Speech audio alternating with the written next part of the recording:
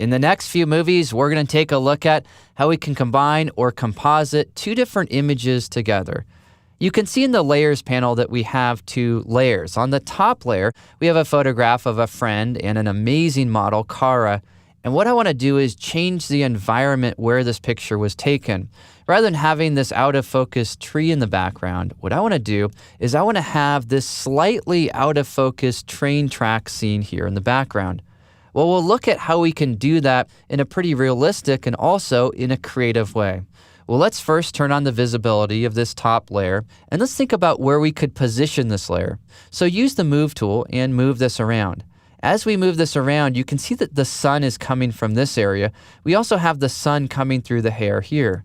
Well, we could position this image on the right side of the frame, or we could put it on the left if we could only flip it horizontally. Let's do that.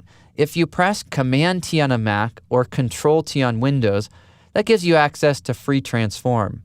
Next, right-click or control-click, then choose Flip Horizontal. In doing that, you can see how we now have this on the right side of the frame, or the sun, I should say, coming through her hair on the right side. Next, let's press Enter or Return. Well, now that we have that, I want to put this in the correct position. So here we'll lower the layer opacity just a little bit so we can see through that layer. Here we'll go ahead and click and drag this up a little bit. In doing that, we can start to imagine that sun kind of cutting through right here and then illuminating her hair. So I'm trying to look for elements here like light and position in order to be able to effectively bring these two images together. Now that we can see that, now that we've repositioned the photograph, let's go ahead and take our opacity back up to 100.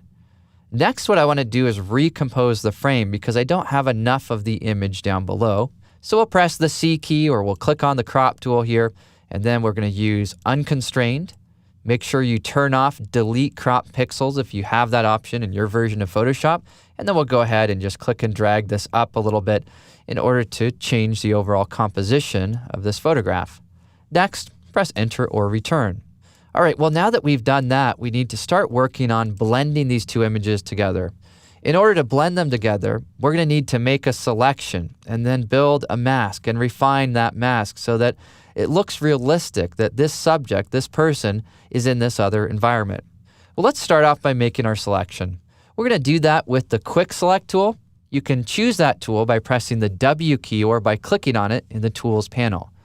Next, press the right bracket key to make that nice and big, and then go ahead and just start clicking and dragging around your photograph. And as you use this tool, Photoshop pays attention to what you're doing. It kind of gets smarter as you work. We'll start off with this big brush, then press the left bracket key and use a smaller brush, and let's paint across the hand. And I'll go ahead and paint across this area here. Then I'll make my brush much, much smaller so I can get into some of these little details here. I want to make sure to include all those little fingertips. Then we need to paint across the hair. Now, when it comes to hair in a photograph like this, it's going to be really tricky, right? Because we have these little strands of hair. We have this bright background, and those two areas are really going to blend together. So what we're going to do is we're going to try to make a good selection so we have a lot of the hair, then hold down the Option key or the Alt key to try to erase from the selection some of that area.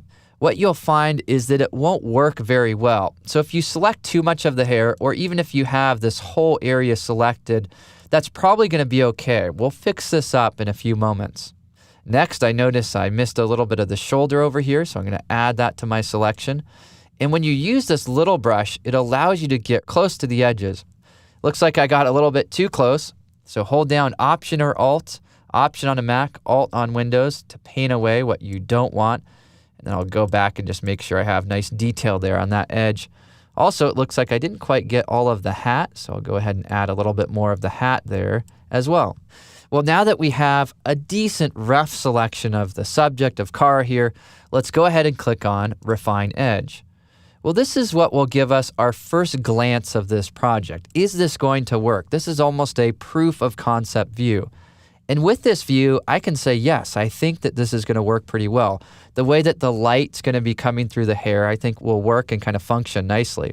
Yet the edges, they need some work. So here we'll click on Smart Radius. Then we'll go ahead and click and drag the radius slider to the right.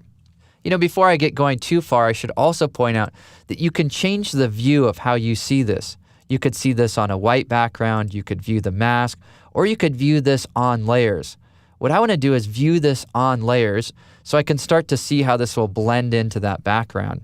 Well, now that we've done that, I also want to increase the contrast here a little bit to bring that up. Perhaps add just a little slight amount of feathering there. Well, what about all of this white area here? Well, we can use this tool which is called the Refine Radius tool. And you can start off with the small brush, press your left bracket to have a smaller brush in order to be a little bit conservative and to kind of paint over these white areas. As you do this, you notice that it will correct some of the other areas as well. So as we kind of progress through this, it's going to go and improve the overall masking that we're doing on this part of our image. Here, I'll make brush bigger by pressing the right bracket key, then go ahead and paint over these areas to be a little bit more aggressive about dealing with some of the brightness value that we're seeing behind the hair there. All right, well, it's looking a lot better already. Let's click on the P button or press this icon here to see that before and then now the after. Well, so far we've made some nice progress. We may want to experiment with our overall radius slider after we've made some of those adjustments. We also may want to decrease our brush size and click and paint over any area that you think you might need to take out some of that background color even more. All right? Well, after we have refined the edge of our selection, we still need to clean up our mask a little bit. We need to modify color and tone. We need to take a few more steps. So let's go ahead and simply output what we've done to a layer mask. So we'll select layer mask from our output options and then click OK. All right. Well, now that we've arrived at this step, we're ready to make some more progress. So go ahead and leave this image open as we'll continue to work on it in the next movie. A membership to lynda.com unlocks this entire course and hundreds of others. Visit lynda.com to learn more.